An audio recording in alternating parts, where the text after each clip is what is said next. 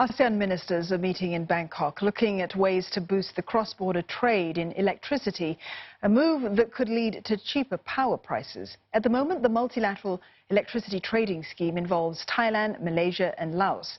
The system sees Thailand buying energy from Laos and in turn selling excess power to Malaysia. Thailand says Singapore is likely to be the next ASEAN member to participate in the scheme. We aim for a lower price because it will support the way of living for our people and also in terms of the competition for the business.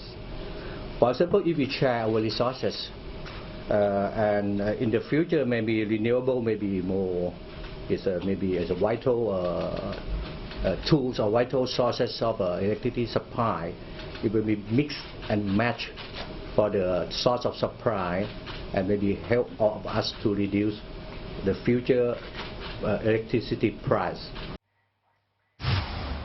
CNA's Mei Wong has been tracking the developments at the meeting, and she's with us live now. Mei, tell us more about the announcements out of Bangkok. What is the ASEAN Power Grid Initiative?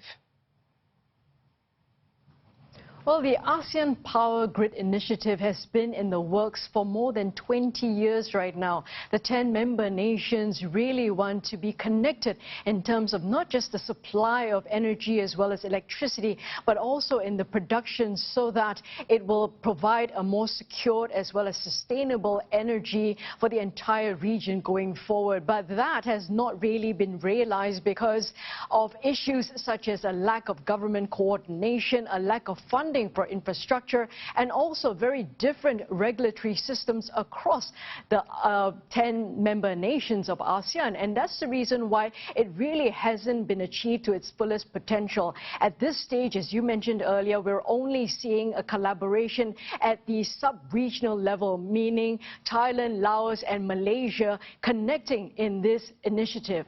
That means that Thailand ends up buying electricity from Laos and any access will be sold to Malaysia and it will not be lost. The whole point is to make sure that that is expanded to other countries, and hopefully the other nations within ASEAN will be able to jump onto this bandwagon, because not only will this help in coordination and also the sharing of resources, maximizing energy resources, but also help to bring about more competitive electricity prices for the population within ASEAN. Now, earlier I spoke with the Malaysian Energy Minister, and she told me that really the increment in terms of expanding on this is very small in terms of the electricity amount that they're planning to achieve. However, it is certainly a small step forward.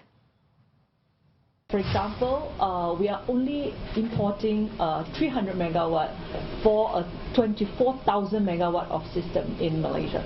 So what we will say is that this is the first step to the many steps to come, and that we believe in long term, by sharing of resources, like what Minister said, by sharing of resources, by optimizing and taking competitive advantage towards different countries, we believe in the future, compared to business as usual, ASEAN Power Grid will give us better in terms of cost competitiveness as well as security. That is why we are seeking two ways floors between each country. With that, you are not only talking about selling and buying of electricity, we are talking about having an emergency, backup during an emergency. Mei, there was plenty discussed today. Tell us more about the progress of today's meetings.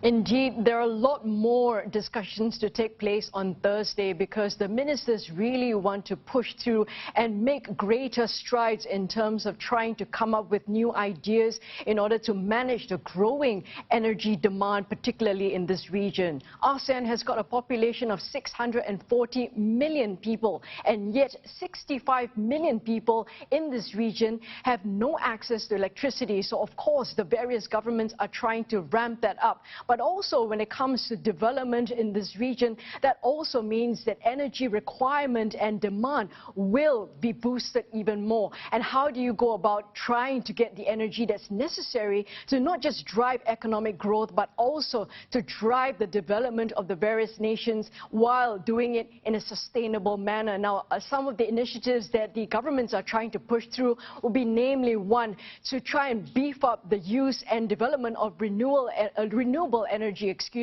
instead of being so dependent on the fossil fuels such as oil, natural gas, as well as coal, which is what's happening today. So renewable energy targets for ASEAN would be 23% by 2025. Unfortunately, ASEAN doesn't seem to be meeting that target at this stage, because by 2025 it's only expected to hit the 17% target. So a lot needs to be done in order to close this gap. Yet another initiative that the ministers are trying to work on is to make sure that they reduce the energy intensity by being more energy efficient. And that target they hope to achieve 20% by next year. And in fact, there is good news on that front, because they have surpassed that target by being more energy efficient. Now they're actually trying to increase that even more in the future to make sure that they continue to provide not just affordable prices, but sustainable and secured electricity for this entire region.